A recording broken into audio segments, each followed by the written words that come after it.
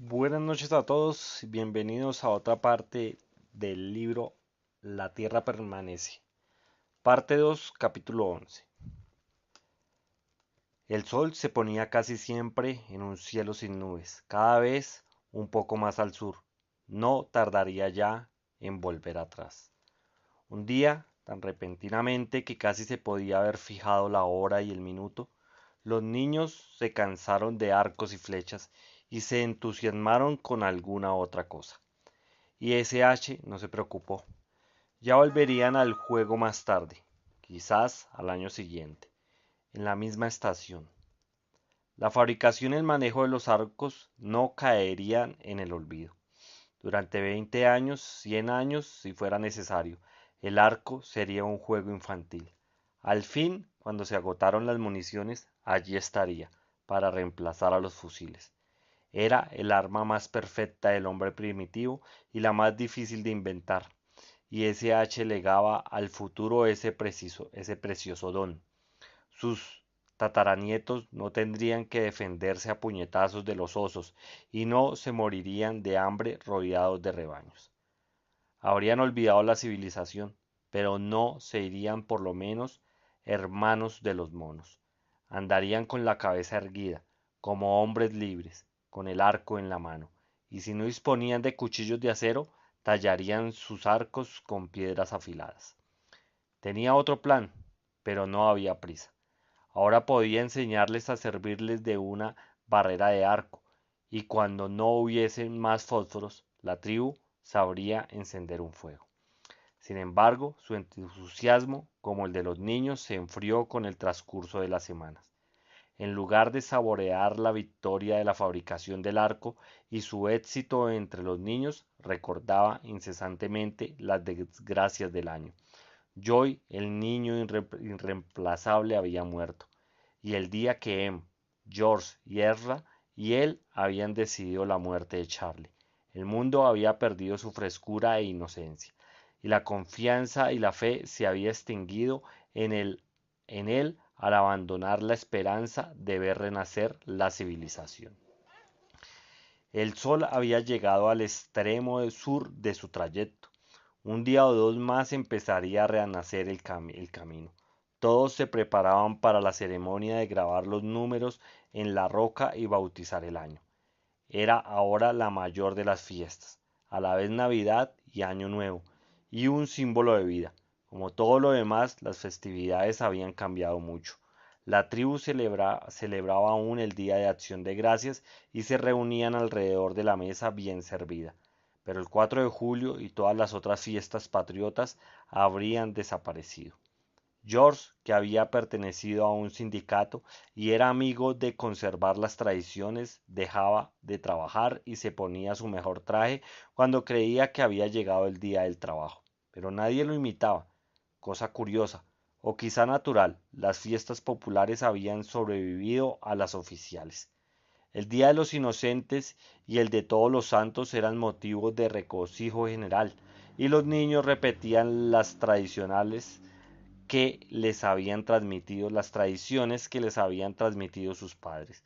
Un día, 6 semanas después, el solsticio de invierno y según la leyenda, la marmota podía ver su propia sombra. Como no había marmotas en aquella región, la habían reemplazado por la ardilla. Pero todo esto no era nada comparado con la fiesta que los reunía al pie de la roca. Los niños discutían entre ellos el nombre del año.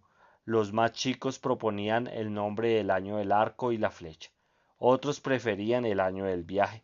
Los mayores recordaban otras cosas y guardaban un turbado silencio. Y SH adivinaba que aún pensaban en Charlie y la muerte de sus compañeros. Para él, los mayores acontecimientos de aquellos últimos 12 meses eran la muerte de Joy y su propia desilusión. Al fin el sol se puso casi en el mismo sitio, o quizás un poco más al norte, y los padres, con gran alegría de los niños, decretaron que la fiesta se celebraría al día siguiente. Se reunió toda la tribu. El día era claro y cálido para la estación, y las madres habían llevado sus bebés.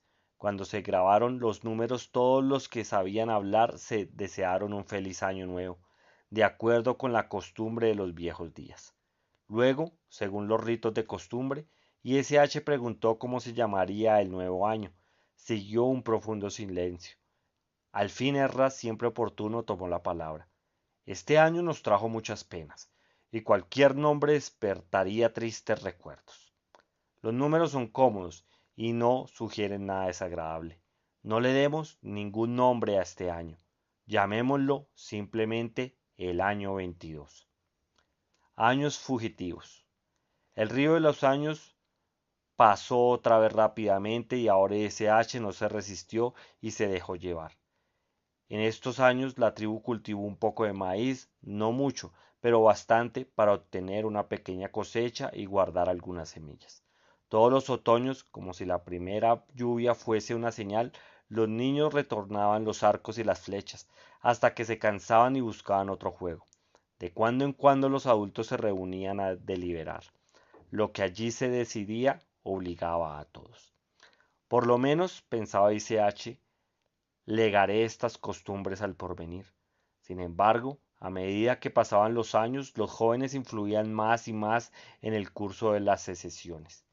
ISH prescindía siempre, se sentaba en el sitio de honor, y los que querían hablar se incorporaban y los saludaban respetuosamente con una inclinación de cabeza. ISH tenía el martillo en las rodillas y lo balanceaba maquinalmente. Cuando la discusión entre dos jóvenes subía de tono, ISH daba un martillazo y los adversarios callaban inmediatamente. Si intervenían en los debates, todos lo escuchaban con atención, aunque nunca seguían sus consejos. Así pasaron los años. El año 23 del lobo furioso, el año 24 de las moras, el 25 de las lluvias interminables. Cuando llegó el año 26, el viejo George no estaba ya con ellos. Había estado pintando subido en una escalera. Nadie supo nunca si había sido un ataque al corazón o una caída accidental, pero lo encontraron muerto al pie de la escalera. Desde entonces ya nadie reparó los techos ni pintó las fachadas de las casas. Maury siguió viviendo un tiempo en la casita de las rosadas pantallas con flecos, el mudo aparato de radio, las mesitas con carpetas, pero era tan vieja como George y murió antes de fin de año. El año se llamó año de la muerte de George y Maury. Y los años pasaron, 27, 28, 29, 30. Ya era difícil recordar los nombres y su orden. ¿El año del maíz había seguido al año del crepúsculo rojo o este precedía al año de la muerte de Evie? Pobre Evie, la enterraron junto a los demás y así se pareció más a todos. Había vivido con ellos y nadie sabía si había sido feliz o si había hecho bien al salvarle la vida.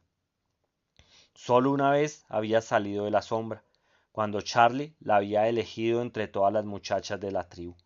Los jóvenes apenas notaron su desaparición, pero para los mayores desaparecería con ella una criatura de los viejos días. Ahora los fundadores de la tribu eran solo 5. Jane e ICH eran los más jóvenes y los mejor conservados, pero ICH, que no se había curado totalmente de su vieja herida, cojeaba un poco. Molly se quejaba de vagos malestares y caía en crisis de llanto. Una tosecita seca atormentaba a Erra.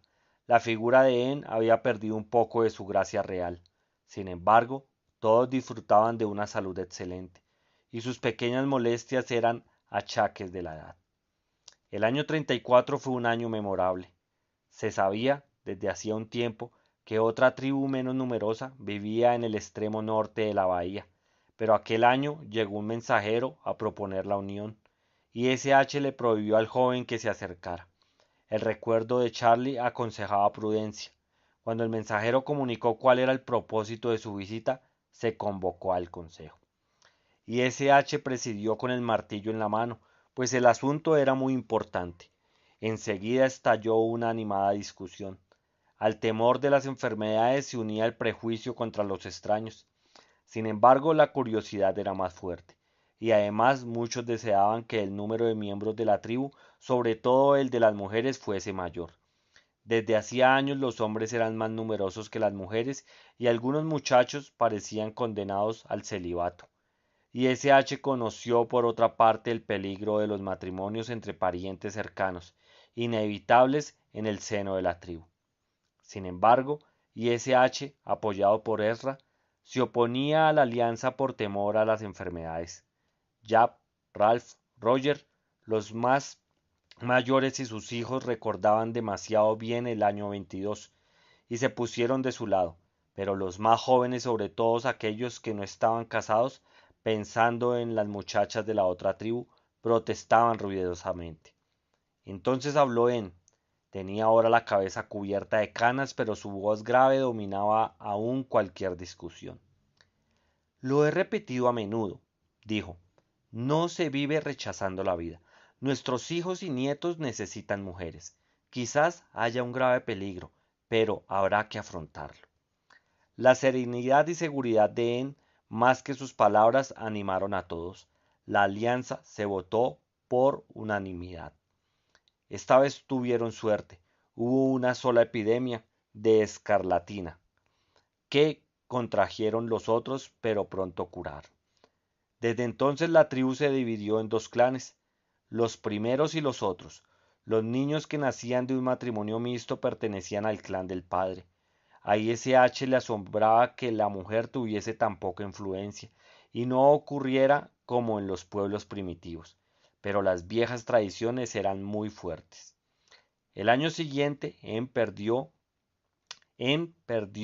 hasta la sombra de su gracia real, y SH vio en su rostro unas raras arrugas que no eran de vejez sino de dolor.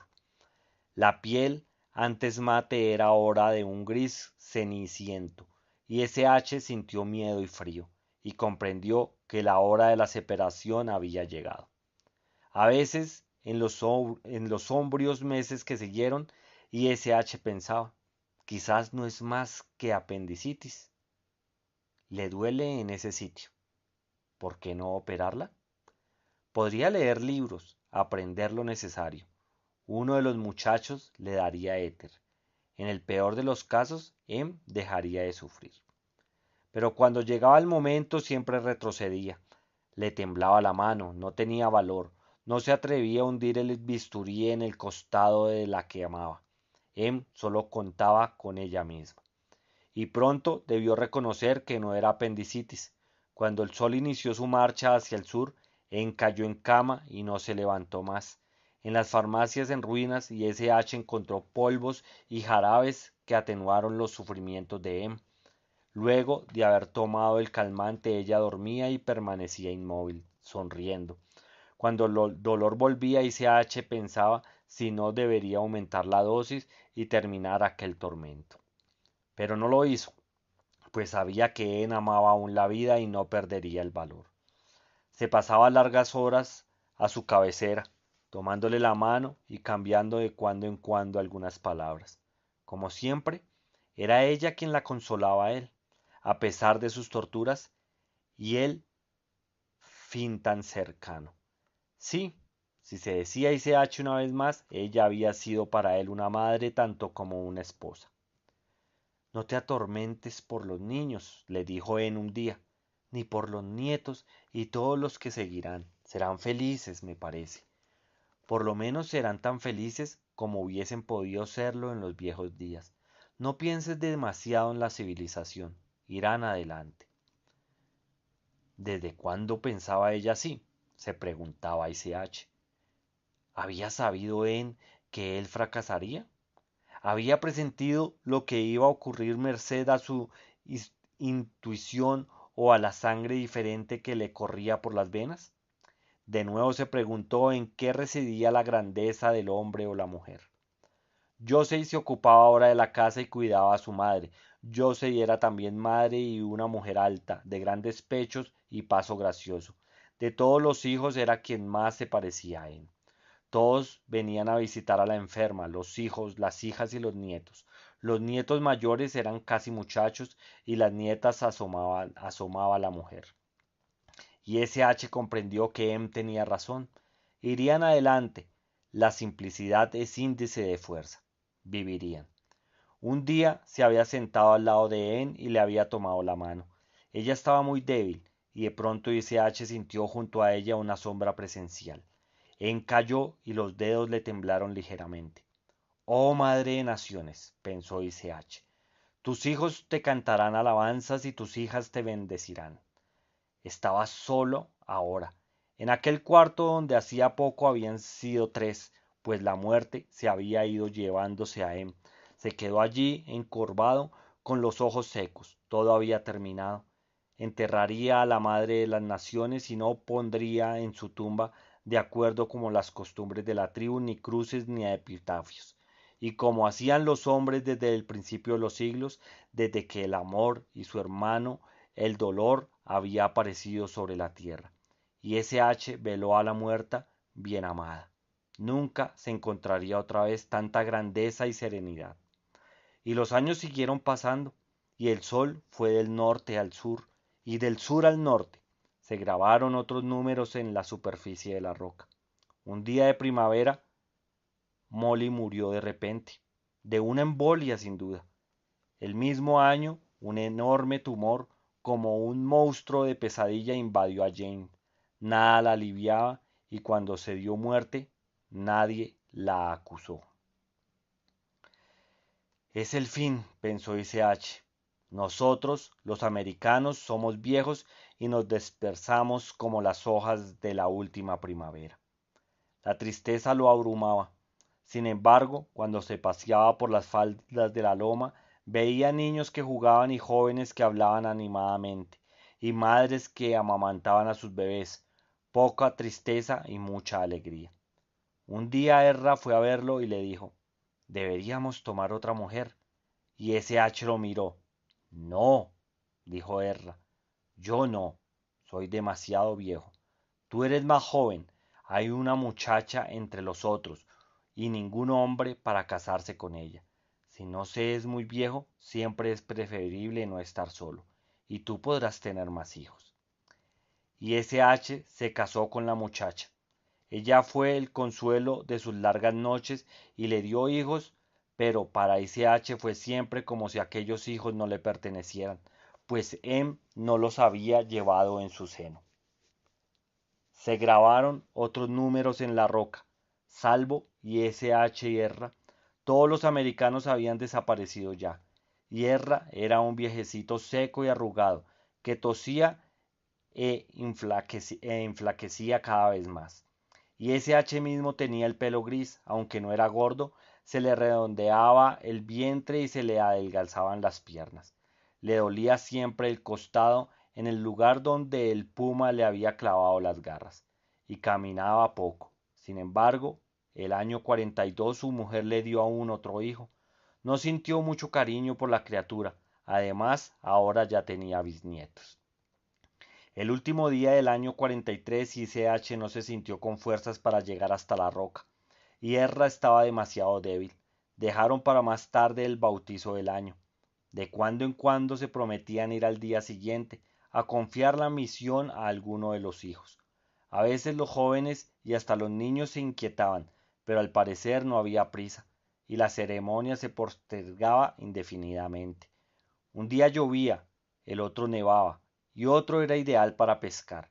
Nunca se grabaron los números, el año no tuvo ningún nombre, y la vida siguió su curso, y los años pasaron sin que nadie pensara en bautizarlos. Desde hacía un tiempo la mujer de H no tenía más hijos. Un día se presentó ante él acompañada de un hombre de su edad y los dos le pidieron respetuosamente permiso para unirse. Y H comprendió que recorría ya la última etapa de su vida. Empezó a pasarse las horas con Erra, su compañero de vejez. El espectáculo de los dos viejos que se sentían juntos a recordar el pasado no hubiera sido raro en otros días, pero aquí eran los únicos viejos. Todos los demás eran jóvenes, al menos comparativamente. La tribu festejaba nacimientos y enterraba muertos, pero los nacimientos eran más numerosos que las muertes, y donde hay muchos jóvenes, hay también risas. Los años seguían pasando y los dos viejos sentados en la ladera de la loma, al sol, hablaban cada vez más del pasado. Los años recientes habían dejado pocos recuerdos. Algunos eran buenos, otros malos, o por lo menos así los clasificaban, pero la diferencia no era grande. De modo que los viejos retrocedían hasta el pasado lejano y de cuando en cuando echaban una ojeada al porvenir. Y ese H admiraba la sabiduría de Erra y su amor a los hombres. Una tribu es como un niño, comentó un día Erra con su voz aflautada de viejo que cada día se parecía más a un grito de pájaro. La tos lo interrumpió y cuando recuperó el aliento dijo, sí, una tribu es como un niño. Educas al niño, le das consejos, pero al fin hace siempre lo que quiere. Lo mismo una tribu. Sí, dijo otro día. El tiempo aclara los misterios. Todo me parece hoy mucho más claro que antes. Dentro de 100 años, si vivo todavía, el mundo no tendrá secretos para mí. A veces hablaban de los otros americanos, los desaparecidos, recordaban riéndose al viejo George y Maury y el hermoso aparato de radio de donde no salía ningún sonido, y sonreían al pensar cómo se resistía siempre Jean a los oficios religiosos. Sí, decía Erra, todo es más claro ahora. ¿Por qué hemos sobrevivido al gran desastre? Nunca lo sabré, pero creo entender por qué no sucumbimos al dolor de ver que todos morían. George y Maury, y quizás también Molly, vivieron sin enloquecer gracias a su apatía y su falta de imaginación. Jane se aferró a la vida. Yo me olvidé de mí mismo para pensar en los otros. ¿Y tú, Em? Erra hizo una pausa y entonces ICH dijo, sí, tienes razón, creo. Seguí viviendo porque me mantuve aparte, observando qué ocurría. En cuanto a Em, esta vez fue ICH quien se interrumpió y Erra retomó la palabra. Bueno, la tribu será como fuimos nosotros. No habrá genios entre ellos porque no los hubo entre nosotros. Quizás un genio no hubiese podido sobrevivir. En cuanto a Em, sobran las explicaciones. Era la más fuerte, sí. Necesitábamos de Yor y de sus trabajos y también de tu previsión. Y quizá yo era un hombre útil como elemento de unión entre gentes tan distintas. Pero necesitábamos sobre todo a él. Nos daba valor y sin valor la vida es una muerte lenta. A sus pies y en la falda de la colina un árbol creció entre ellos. Así le pareció a ICH y pronto su pantalla de hojas ocultó el puente y sus enmohecidos pilones. Luego el árbol se secó, murió y cayó con el viento, y CH pudo ver otra vez el puente. Un día un incendio estalló en la ciudad en ruinas del otro lado de la bahía, e ICH recordó con muchos años atrás, cuando él no había nacido aún, el fuego había devastado aquella misma ciudad. Esta vez el siniestro duró una semana. El viento del norte hacía crecer las llamas que nadie combatía y que a nadie preocupaban. El fuego no se extinguió hasta que no quedó nada por devorar. Luego, hasta la misma conversación fue un penoso esfuerzo, y CH se contentaba con tumbarse al sol. Cerca de él tosía un viejo arrugado. Sin que supiera cómo, los días se transformaron en semanas, y el río de los años corrió sin detenerse. Erra estaba siempre allí, y algunas veces ICH pensaba, tose y enflaquece, pero vivirá más que yo. Al fin, hablar era algo agotador. La mente se replegaba sobre sí misma e ICH meditaba en la rareza de la existencia. ¿Qué diferencia había al fin? Aun si el gran desastre sería un viejo, profesor honorario, sacaría libros de la biblioteca, hablaría de sus investigaciones y sería considerado un viejo chocho por sus colegas de 50 o 60 años, que sin embargo les dirían a los estudiantes, es el profesor William, un gran sabio, estamos muy orgullosos de él. Ahora los viejos días parecían tan lejanos como Nínive o Meohandara. Él mismo había visto cómo el mundo se derrumbaba. Sin embargo, cosa curiosa, la catástrofe había respetado su personalidad. Era aún el profesor honorario. Ahora que unas tinieblas le oscurecían el pensamiento y se calentaba el sol en una loma solitaria, patriarca de una tribu primitiva. Y con aquellos años que pasaban había extraños cambios. Los jóvenes venían siempre a pedirle consejos a ICH, pero no con actitud de antes. Mientras estaba sentado en la falda de la loma o cuando se quedaba en su casa los días de niebla o lluvia, le traían pequeños regalos, un puñado de moras dulces, una piedra brillante, un trozo de vidrio de color que relucía al sol. Y ICH no prestaba mucha atención a las piedras o al vidrio, ni siquiera a los zafiros y esmeraldas sacados de alguna joyería, pero recibía todo con alegría, pues comprendía que los jóvenes le traían lo que más admiraban. Rendido el homenaje, aprovechaban algún momento en que ICH tenía el martillo en la mano para hacerle ceremoniosamente alguna pregunta. A veces lo consultaban sobre el tiempo. ICH miraba entonces el barómetro de su padre y predecía, ante los jóvenes asombrados, que las nubes se disiparan con el calor del día o que se preparara una tempestad. Pero otras veces las preguntas eran menos simples. Por ejemplo, ¿a dónde deberían ir para encontrar buena casa? Y SH no lo sabía, pero los jóvenes descontentos lo pellizcaban y SH les gritaba entonces cualquier cosa. Al norte, detrás de las lomas. Los jóvenes se iban satisfechos y CH temía que regresaría a decirle que no habían encontrado nada, pero esto no ocurría nunca. A veces sus pensamientos eran claros, otros una niebla le invadía el cerebro. Un día se encontraba con la mente despejada y mientras los jóvenes le hacían una pregunta, comprendió que se había transformado en un dios, o por lo menos en un oráculo que expresaba la voluntad de un dios, y recordó que una vez los niños no se habían atrevido a tocar el martillo y habían asentido cuando les dijo que era un americano. Sin embargo, nunca habían deseado ser un dios. Un día, sentado en la loma, el sol vio que Erra no estaba a su lado y comprendió que su compañero había partido para siempre. Nadie se sentaría ya junto a él. Apretó con fuerza el mango del martillo, ahora tan pesado que apenas podía levantarlo con las dos manos.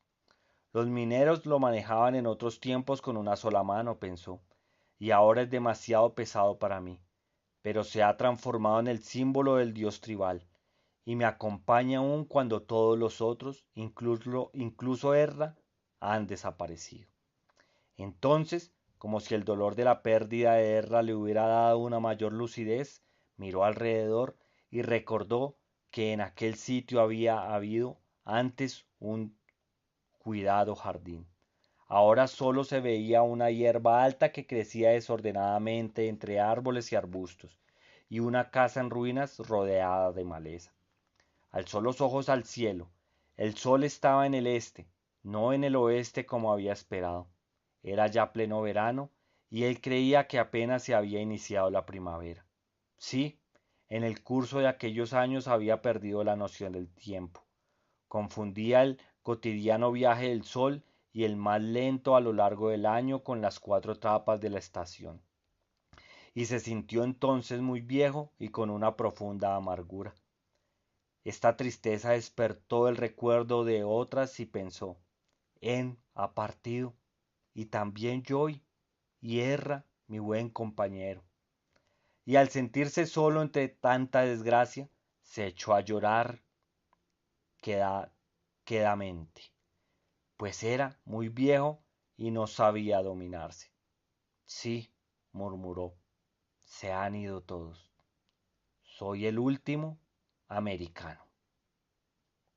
Bueno amigos, hasta aquí llegó este capítulo de la parte 2. Ya terminó la parte 2. Más adelante continuamos con la tercera parte de este gran libro, La Tierra Permanece. Fue un capítulo muy emotivo el que acabamos de leer. Un capítulo interesante, un capítulo que mueve las fibras. Gracias por escucharme. Continuaremos más adelante.